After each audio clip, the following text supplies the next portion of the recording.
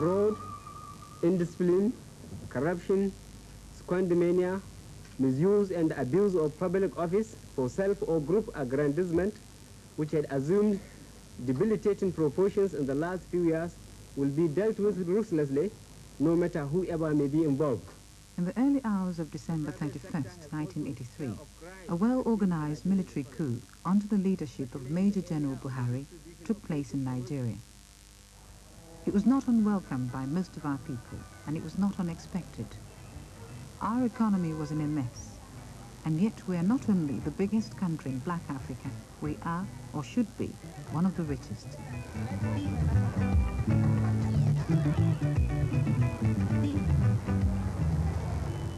My name is Onyeka Onwenu. A few weeks before the coup, the BBC and Nigerian television asked me to report as a Nigerian television journalist on the situation in my country.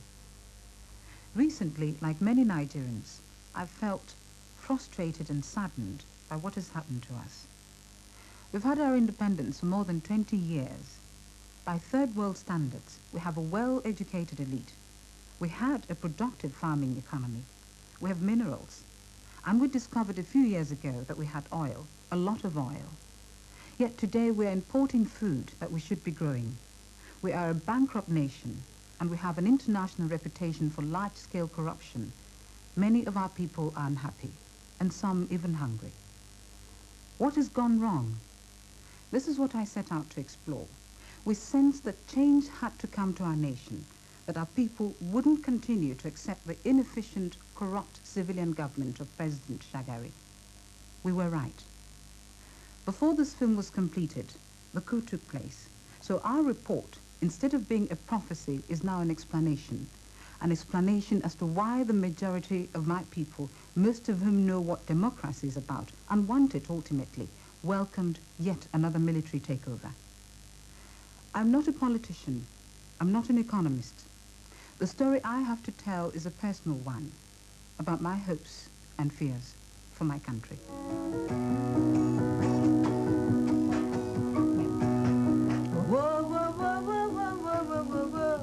Apart from journalism, I'm a singer, and I suppose this more than anything is my way of communicating my feelings. Yeah, like that. Seem to have lost my way, yeah. Never be another day, never be another night of a dream. I write my own songs. This one, we're rehearsing, is both a love song and a song about my country. I've sometimes thought of leaving Nigeria, yet every time I'm away, I miss it. Now.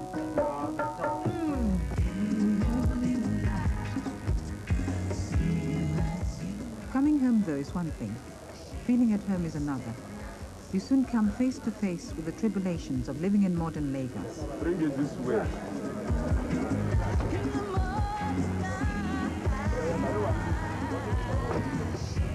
In most countries, once you pass through customs, you're all right.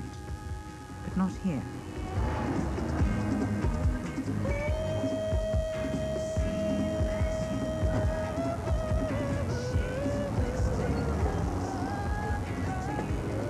Who has the bag?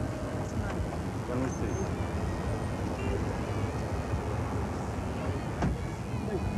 Move. Lagos is now the most expensive city in the world. It is also one of the most uncomfortable, with its traffic jams, lack of running water, constant power cuts, and the mountains of rubbish in the streets. I mean, to live in Lagos is to live in the war front. I mean, really, I don't know how anybody can live day after day in that chaotic situation. To live in any of our cities is a wage war against filth. We just don't seem to be coping with modernity. There's been a kind of brutalization of life, of values, of man's attitude to man. This so-called rat race to acquire, to consume, to be the next man, that's the acquisition of junks and so on, has created a society that is no longer sure of itself or where it is going. I would agree that the country has gone through a state of moral decadence. It's not only at the top, but also at the bottom. I believe that the society needs a little bit of purification. What people in the street feel is told by the blind singer Kokoro. His improvisations have always been about the everyday hardships of life. Today, he sings about the meanness and the ugliness of what Lagos has become. And he's right. But this is no reflection of traditional Nigeria. In our villages, the home is still cherished and cared for.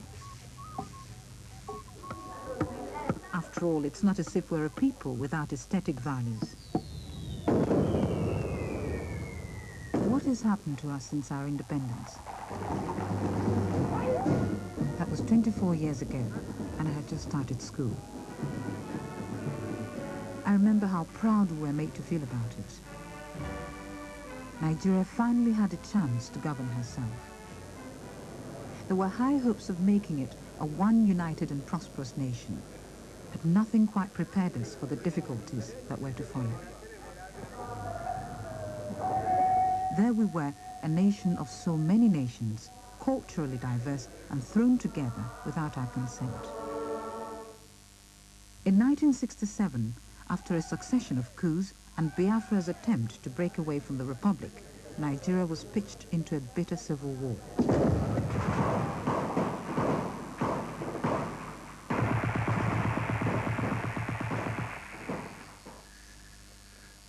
At the time, I was a girl of 14, an Igbo on the Biafra side. I helped out in hospitals treating people with malnutrition. I will always carry with me the pain and suffering that I saw around me.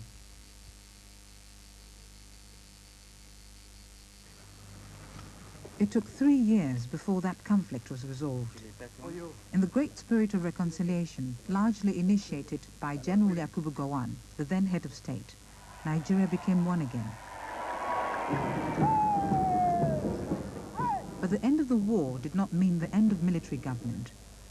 During the next 8 years, Nigeria was ruled by 3 military governments, giving us altogether 13 years of military rule since independence. Be faithful and bear true. It was only 4 years ago that we got another chance to elect our leaders. So at the age of 27, I had my first chance to vote. Disenchantment soon set in as government officials scrambled for the prizes of office. Corruption was both blatant and pervasive. In the midst of a declining oil economy, individuals made millions. Some, it is rumored, billions, safely tucked away in foreign banks. Prices of basic goods shot up, while our currency, the naira, on the flourishing black market fell to 1/5 of its official level. What it meant to ordinary people could be seen in those few weeks before the coup. I don't buy before from you.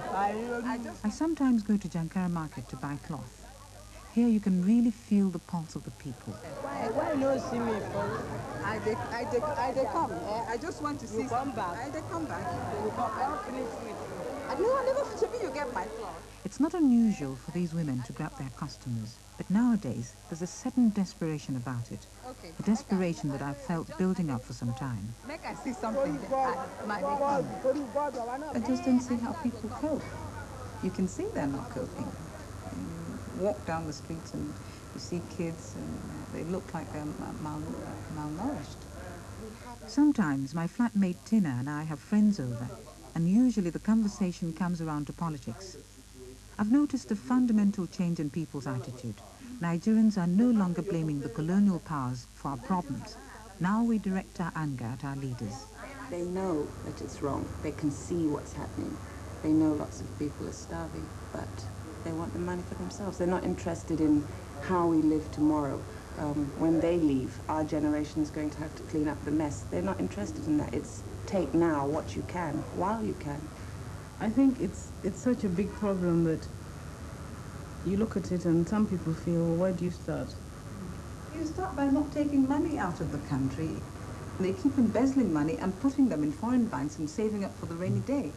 So if you're so self-centered that you don't care about what's going on around you, how can you find solutions? The dividing line between legitimate business activity and what in anybody's language can only be called corruption is not always easy to define in modern Nigeria. Before the coup, this businessman was one of many who enjoyed a considerable degree of political patronage. It was not uncommon for influential Nigerians to have serving soldiers guarding their private homes. This Rolls-Royce is one of 2 that he owns, along with 6 other vehicles. He operates a number of factories, which, like so many others in Nigeria, depend on raw materials. But since the economy has declined, business concerns like his, which operate in canning, textiles and the like, have found it more difficult to pay their way. But the lifestyle of those in charge hasn't changed in the slightest. Sally, Salu, you come and allow some soft drink. I love dogs, I love animals Yeah. very much. And he's very good. He's been very good. But very, very jealous. Yes. Even if I ride a horse, keep on. It was very nice. Among this man's other assets are 2 luxury jets, which cost £1 million a year simply to maintain.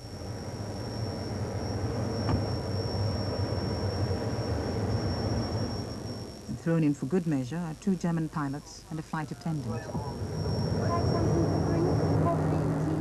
In spite of our disintegrating economy, the number of private jets among Nigerian businessmen has increased. So where has the money to finance this fantastic wealth come from? It sounds bitter, I know, but I think we should be asking these questions. After all, it's up to us Nigerians to make the economy work for all of us. Chief Asabia, Managing Director of the First Bank of Nigeria. This economy here is 90% in Nigerian hands, and it's run by us, and we must accept responsibility for the way it runs or doesn't run.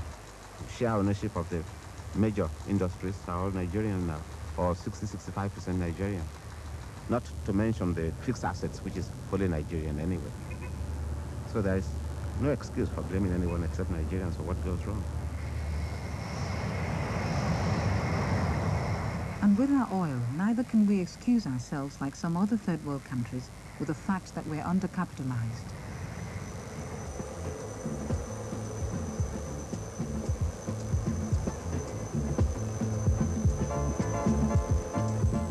Nigeria is a member of OPEC. Fly over the Niger Delta area and you will see everywhere the signs of oil development, both offshore and on land. In the short space of 10 years, the country's income from oil increased 45 times. At the end of 1980, it represented over 90% of Nigeria's foreign earnings. Oil has helped us enormously. I think it has been an unqualified success for Nigeria in many ways. I'm not talking about the management of resources now. I'm talking about what it has done in absolute terms. It's changed the whole place. It's changed our own image of ourselves, our image of the external world. Everything has changed around us in the last 20 years since we had oil.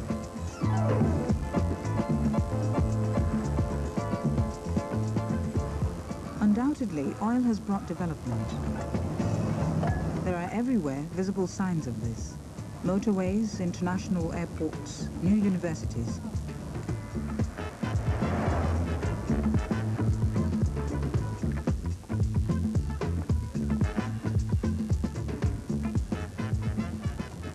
With the present world recession, the demand for oil has fallen.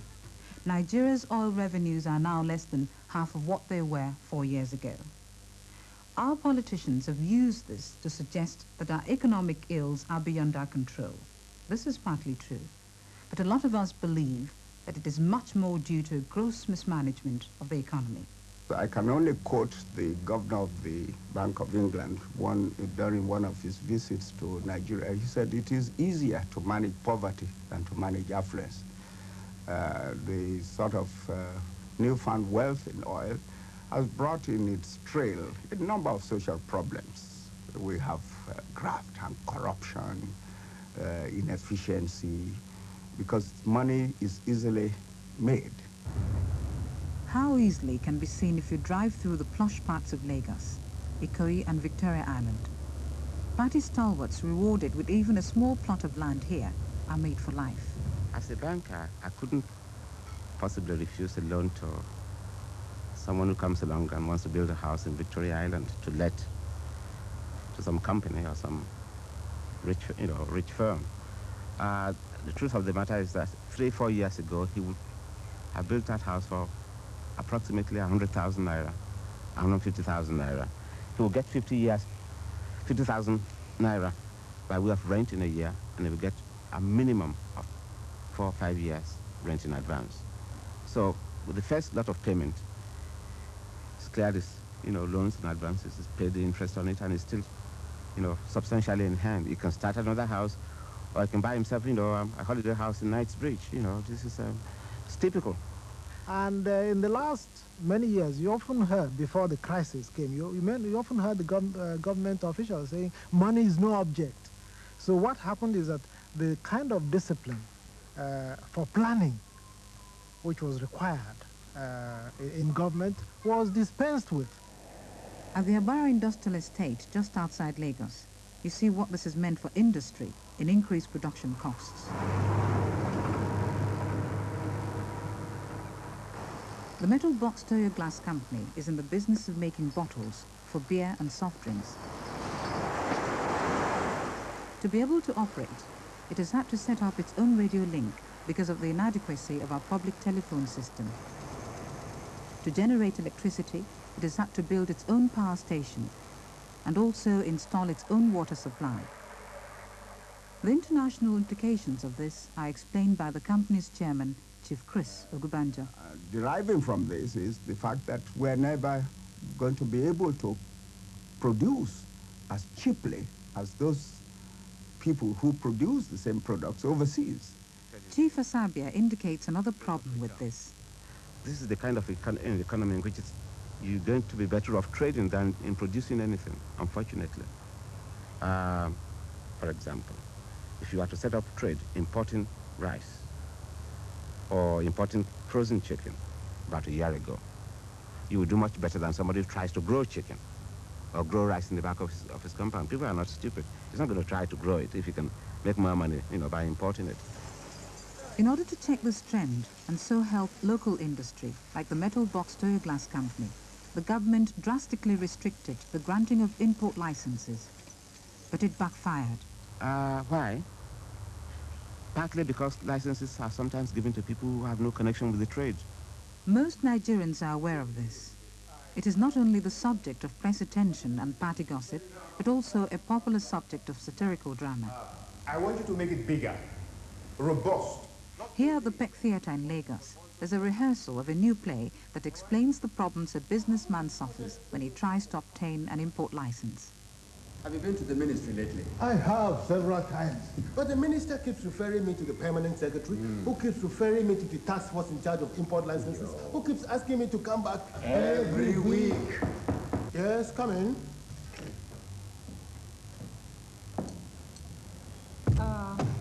Are you Chief Ayoka of Ayoka Motors? Yes, I am. Oh, excuse me. They told me at the ministry about you. Yes. I have an import license for 1,000 cars. 1,000 cars? Yes.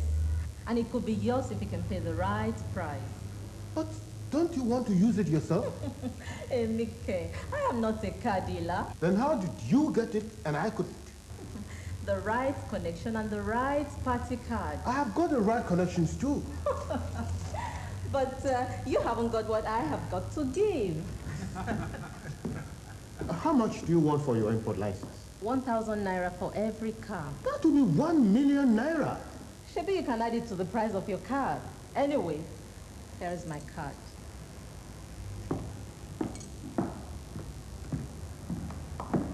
Now, wow. What was that I heard? You heard what you heard, my brother. Bottom power. Right from the top. Hey. The trouble is that this system of making cheap money has become a way of life for some of our government officials. Some people believe that it is their entitlement. This is all what government is all about. And until we can get them to appreciate that that is not the way to run a society which is built on order and good government, then we're going to be faced with the danger of the society revolting against this. Since the oil boom, the government has received vast sums of money, and it has spent it, not always wisely or even honestly. Look at our new federal capital at Abuja. It was a bold concept done with the best of intentions. The idea was to build a well-planned city in the center of the country, not only to relieve the congestion of Lagos down on the coast, but also to foster unity among Nigeria's many diverse ethnic groups. But reality has fallen short of the dream, even with so much money spent. Dr. Obinani, Abuja's supervising architect, acknowledges this. I think as of today, the environment to FCDA is about 1.3 billion. 1.3 billion has been put in here. It does not show. Abuja was planned. The implementation has not followed the line of the planning. I don't think in that respect, I think we have not fully learned. It is not a question of who does it. It's a question of who does it where. We haven't done it well. But it's a gigantic project. Moving a capital is not an easy task. Many architects involved in the Abuja project have become frustrated by the way government officials have awarded contracts to the wrong people. There's particularly been corruption in the granting of mobilization fees. This is money advanced to a contractor to enable him to buy materials. A number of, responsible contractors did use this in a sensible kind of way to mobilize, to purchase equipment and material and so forth in advance of getting started. But it has since fallen into disrepute because a great many contractors of the, not so good category have simply not spent the money on the project. They've spent it on something entirely different. A theme taken up in the new Peck Theatre play. Ah, Mr. Festo, you are here. What's the position? Well, a 25% mobilization fee was approved along with your contract. Thank God, at long last. Thank God for nothing. There is no money to pay you mobilization fee. Look, my friend, what's your show? Which one you day? Why are you trying to be difficult? What do you need mobilization fee for anyway? Oh, to mobilize, to buy the bulldozers, the graders, and all the necessary equipment. But you are supposed to have those already. You said so in your application form. Application and what I put on were a mere formality. You know that. Why? The Germans, the Italians, the French, the British, all these people come here, you give them mobilization fee. Why don't you want to give me too? Is it because I'm in Nigeria? Look, you people expect government to finance your project for you, whereas government does not share in your profit. But government is not complaining. I am complaining. Why should you complain? Is it your money? Is it yours? Then what's your problem? I have no problem. You are the person who wants mobilization fee. That's your problem. So you'll have to find a way of solving it. Oh, I've just remembered something. What? The 5% inducement fee to speed up the release of the money. Don't cheat. It's 10% payable in foreign currency, and you know it. That's what the foreigners pay. Well, that's 250,000 naira. Well, you have a 10 million naira contract. Take it or leave it. All right. It's a deal. Good. Swiss account? London account. Now let's get down to business. Nigeria now has a reputation in international business circles of being a place where, in order to get things done, you have to offer bribes. It is not an undeserved reputation, but one I think foreign firms have helped perpetuate. It may be difficult to avoid, but their collusion in these corrupt practices certainly hasn't helped Nigeria. I'm sometimes embarrassed when I think of how the foreign visitor, cocooned in our extremely expensive hotels, must see my country. I wonder if you can ever experience the Nigeria I know and love. I live in Surulere. It's an area that's neither plush nor poor.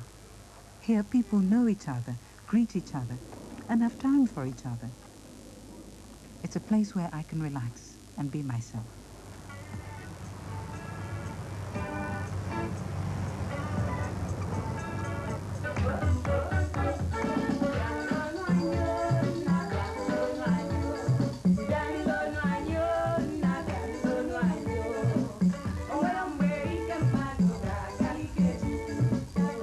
You see, Lagos has become a hard place. Friends are so uptight these days, suffering from the stresses you associate with cities like New York. Exciting, perhaps, but not conducive to easy living. Let's get to work.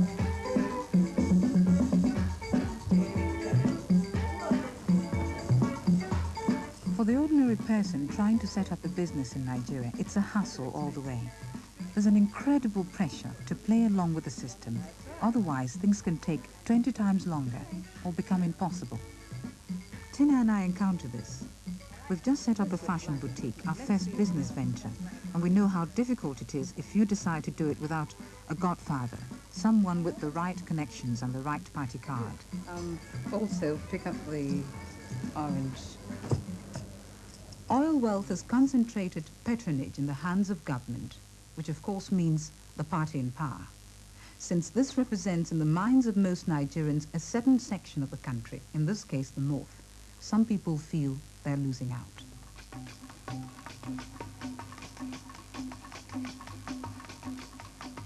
They draw waters up country from the rivers. The Aborigines upon the banks are left dry in their tenements.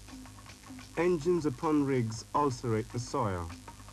The Aborigines upon the banks may not have their settlements renewed. They cannot even sleep, for flares above woods and waters have so banished their nights. The Aborigines, who generations ago kept strangers at bay, can only now keep wake for their rights. The rights the majority up-country have taken away in the name of one country to turn waste regions into garden cities.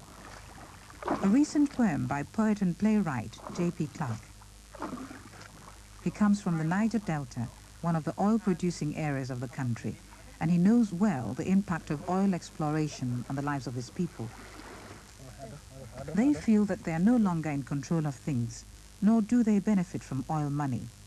They don't have water, good water to drink, good medical service, no good schools around, no good roads, you'll see it all around in the general poverty. And they know it, they cry, they're hungry. Yeah, one gets the feeling, in fact, that those who have political power are daring the people to do their worst. But government is far away from these people. And you can look around you, you'll find that, everything has been packed away and nothing put back. Now we have to rely on ice fish because rivers are dead. They're dead, from pollution arising from the oil industry. Well, how deep is this resentment? Well, sometimes the resentment is so deep that sometimes they wish the oil hadn't been discovered.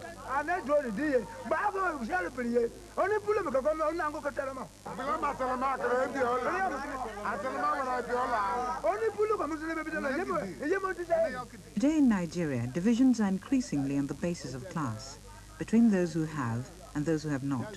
But there's no escaping the fact that there's still deep tribal tensions in our country. It's something we don't like to admit, according to Nigeria's greatest novelist, Chinua Achebe. We have camouflaged it because we are very good at this, we are very hypocritical.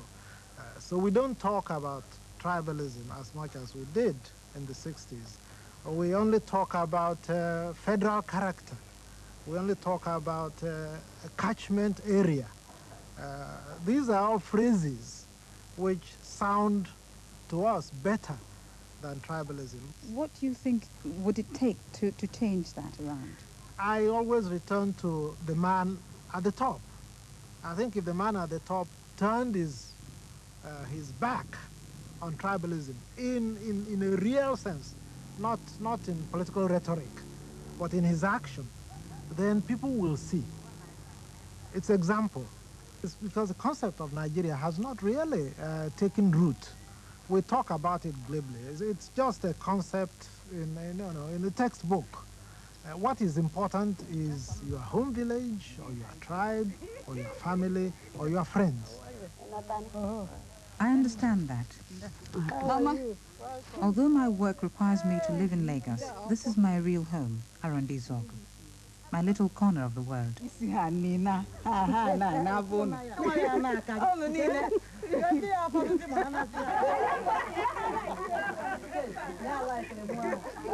Part of me will always remain here.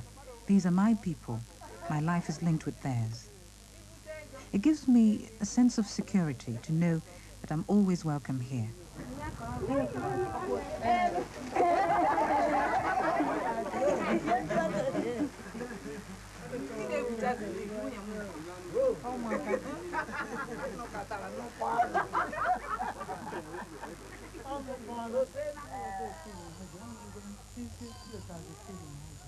But my home is now threatened.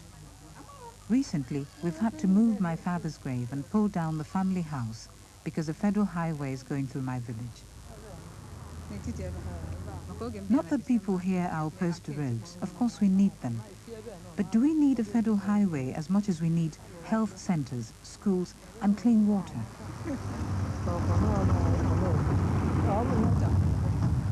Things will never be the same again.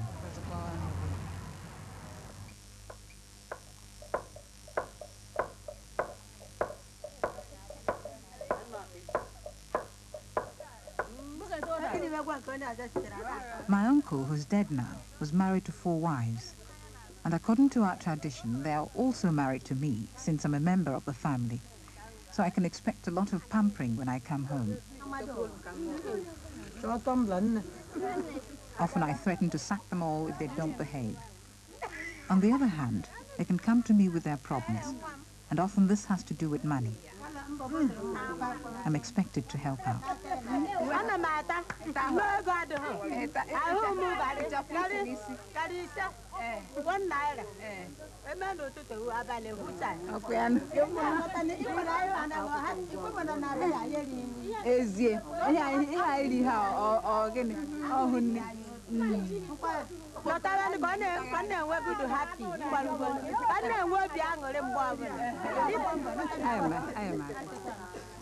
This family pressure is familiar to so many Nigerians who move to the cities, as we see in another scene from the Peck Theatre production.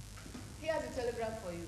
Obligations are not just to the immediate family, but extend to aunts, uncles, cousins, and even remote kinsmen. What is it? Auntie Tola is ill. They want me to send 350 naira home. So? And what about Olu's school fees? You promised to give it to me today.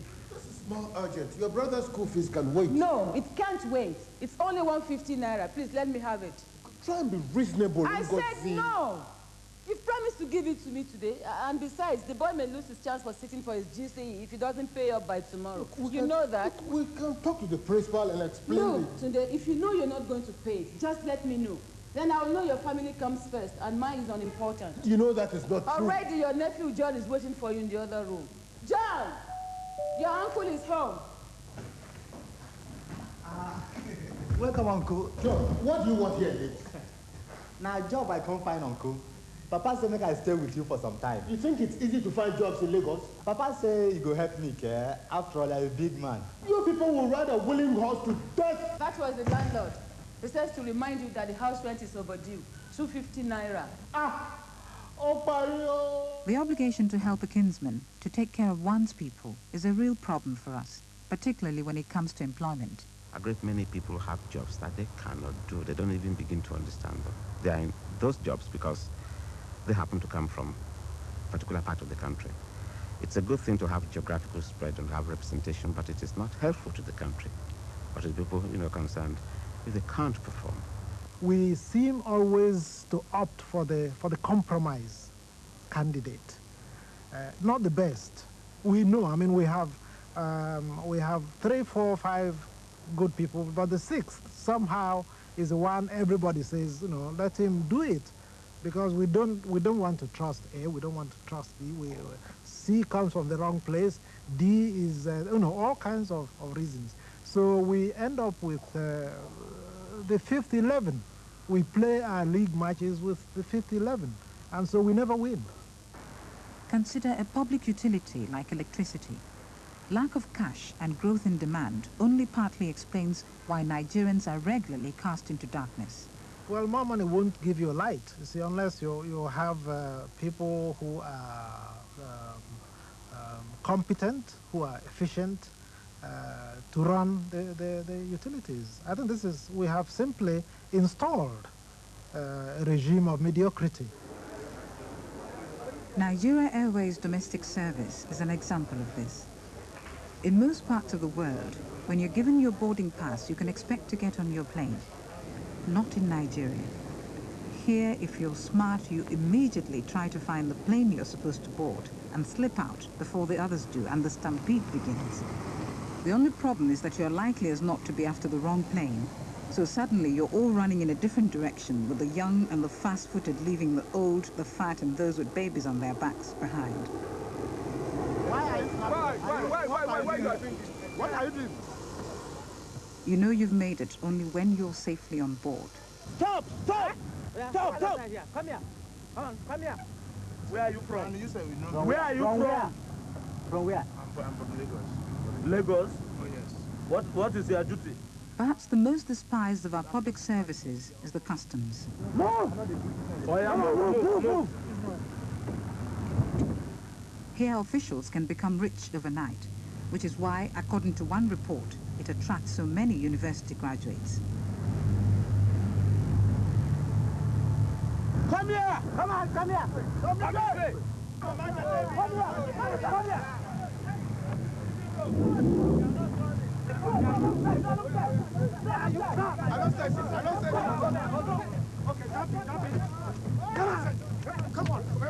Such behavior by petty officials in uniform is not peculiar to Nigeria.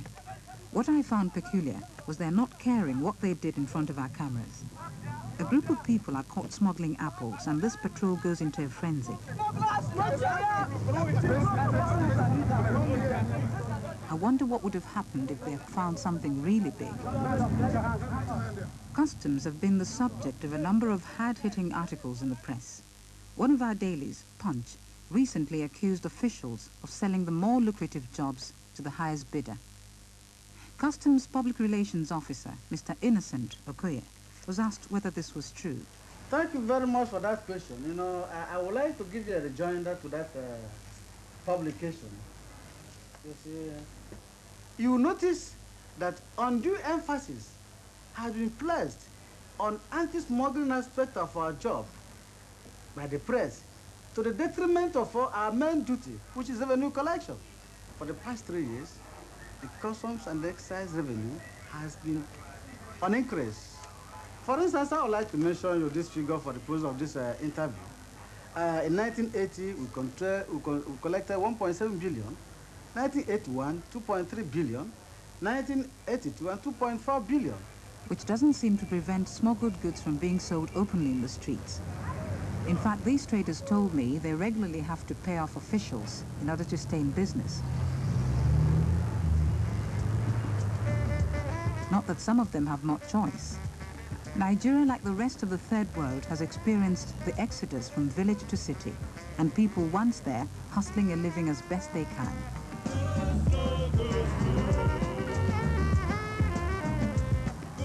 But Nigeria is a rich country, rich in both human and natural resources.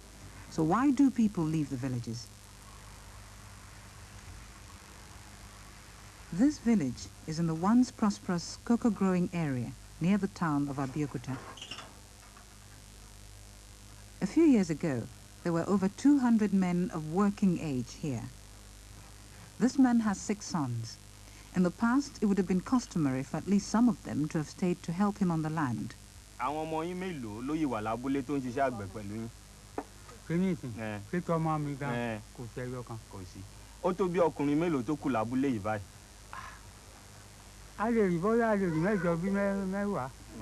It's all part of our present predicament.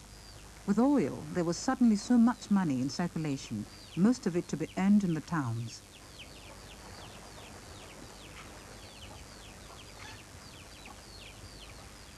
Farms were neglected, villages abandoned, and those who remained were mainly the old, infirm, or very young. Successive governments, aware of the danger of this neglect in what is still a predominantly agricultural country, initiated one big ambitious scheme after another, culminating in the Shagari government's Green Revolution. My answer to that is that Green Revolution has given us a lot of food for thought, but hardly any food for our stomach. I mean, it is just another incredible example of mismanagement.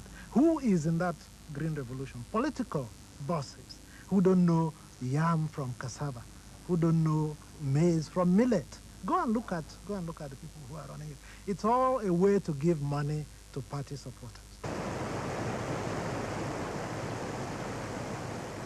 One of the most prestigious schemes of the Nigerian Green Revolution is the River Basin Development Project.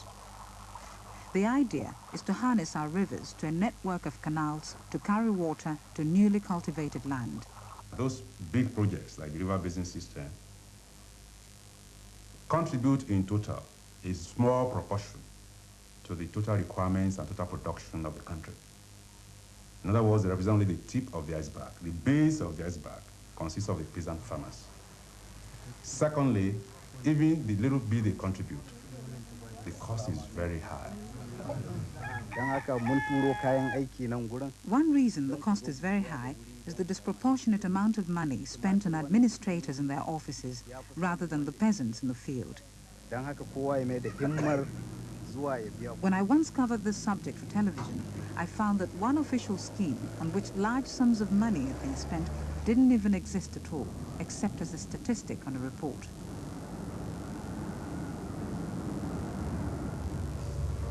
This is how so much of our oil money has been spent, on squandering, embezzlement and neglect. And now with the oil recession, its effect is really being felt, not so much by those with their overseas bank accounts, but by the poor. People on top everywhere tend to be blinded, and in Nigeria this is unbelievable. I believe they don't even know the country. It's so easy to become insensitive because such suffering is always in a corner. But if you are in Lagos and you're escorted by outriders and all the days of your life, you don't see these things, and if anybody mentions them, you think he's an enemy, he's a troublemaker. All this that you're seeing and all the views that you've heard were recorded before the recent coup. A coup that many see as simply a preemptive one by senior officers to head off a more violent action by younger, probably more radical elements in the army and elsewhere. The people in this country now realizes that our leaders only fight for their pockets, not to the welfare of the poor masses. As an ex-soldier, what do you plan to do about this? I've got some people of my kind of idea and belief that we have to gather ourselves together and we have to react. A kind of revolution. Now, my fear about that is that something beginning cannot be guaranteed. Some mindless person could take it over, and then you'll be in an Idi Amin situation. Now, I don't want that kind of change. And this is why we ought to fight to bring about rational change through democratic processes. I think we shouldn't give up on this. I have to keep hoping, being optimistic about Nigeria, because there is no alternative. Would you ever leave this country? No, never. This is where God in his infinite wisdom planted me, and this is where I intend to live. I'll travel and come back, but I don't think one has a right even to go somewhere else, where somebody else has cleaned up. I think this is where the work is, and this is where I shall be. Before making this film, I felt like moving to some other African country. I don't feel that way now. For the moment, at least, there's a sense of hope in Nigeria. How long that would last, I don't know. This country, like the rest of Africa, only so recently in charge of its own affairs, is still finding its way.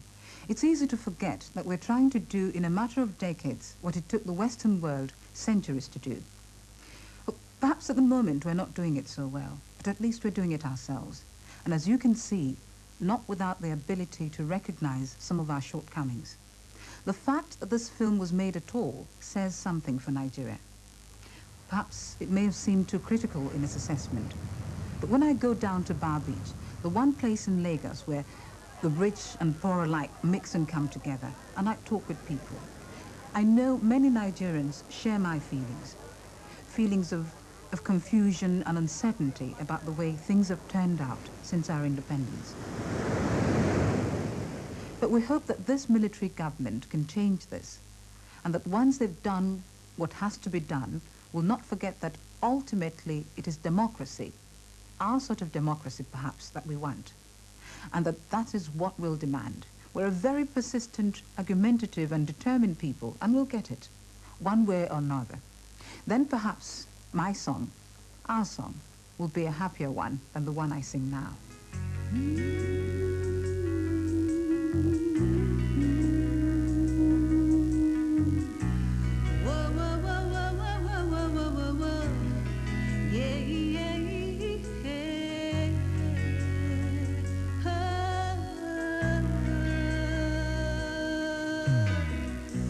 Seem to have lost my way, never see another day, never be another night of dreams,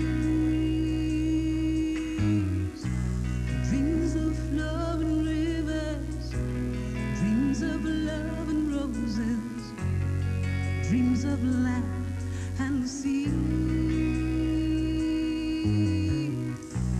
Look around at empty faces, smiling at empty places, thinking, should I go or should I stay?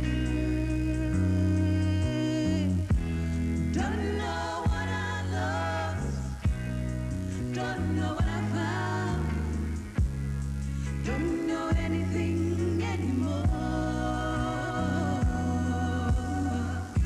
Someone show me the way, tell me it's gonna be